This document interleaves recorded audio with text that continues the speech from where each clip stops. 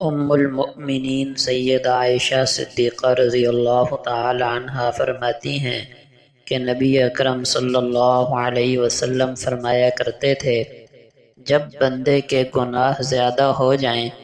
اور کوئی ایسا عمل نہ ہو جو ان کا کفارہ بن سکے تو اللہ جل شانہ بندے کو غم میں مبتلا کر دیتے ہیں تاکہ اس کے گناہوں کا کفارہ ہو جائے۔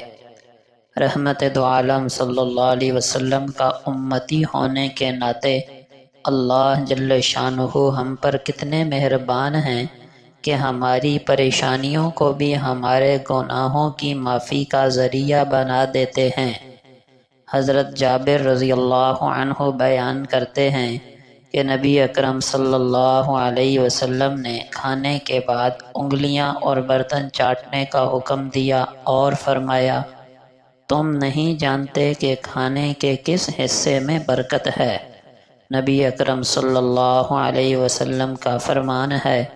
اپنی عورتوں کو سورہ واقعہ سکھاؤ کیونکہ یہ غریبی اور محتاجی کو دور کرنے والی ہے۔ حضرت ابو ہریرہ رضی اللہ عنہ فرماتے ہیں کہ نبی اکرم صلی اللہ علیہ وسلم نے فرمایا، جو کوئی اللہ پر ایمان اور آخرت پر یقین رکھتا ہو اسے چاہیے کہ اپنے پڑوسی کو تکلیف نہ پہنچائے۔ جو شخص اللہ پر ایمان اور آخرت پر یقین رکھتا ہو وہ اپنے مہمان کی عزت کرے، اور جو کوئی اللہ پر اور یوم آخرت پر ایمان رکھتا ہو وہ اچھی بات کہے یا پھر خاموش رہے۔ نبی اکرم صلی اللہ علیہ وسلم نے فرمایا، کوئی شخص نماز کی وجہ سے جب تک کہیں ٹھہرا رہے گا یعنی نماز کا انتظار کرتا رہے گا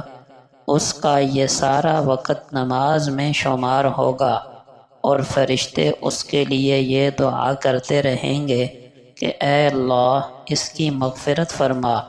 اور اس پر اپنی رحمت نازل فرما، اس وقت تک جب تک وہ نماز سے فارغ ہو کر اپنی جگہ سے اٹھ نہ جائے یا بات چیت نہ کر لے۔ نبی اکرم صلی اللہ علیہ وسلم نے فرمایا، مسلمان کی اپنے بھائی کے لیے اس کی پیٹھ پیچھے کی گئی دعا قبول ہوتی ہے۔ اس کے سر کے قریب ایک فرشتہ مقرر ہوتا ہے، وہ جب بھی اپنے بھائی کے لیے دعائے خیر کرتا ہے تو مقرر کیا ہوا فرشتہ اس پر کہتا ہے آمین، اور تمہیں بھی اسی کے مانند عطا ہو۔ نبی اکرم صلی اللہ علیہ وسلم نے فرمایا،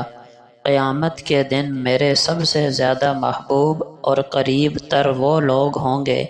جو تم میں سب سے زیادہ عمدہ اخلاق والے ہوں، اور سب سے زیادہ مجھ سے ناپسند اور سب سے زیادہ مجھ سے دور تین قسم کے لوگ ہوں گے، بہت زیادہ فضول باتیں کرنے والے، بات بات میں دوسروں کو دبانے اور ان کے حق میں بد زبانی کرنے والے، تکبر کرنے والے،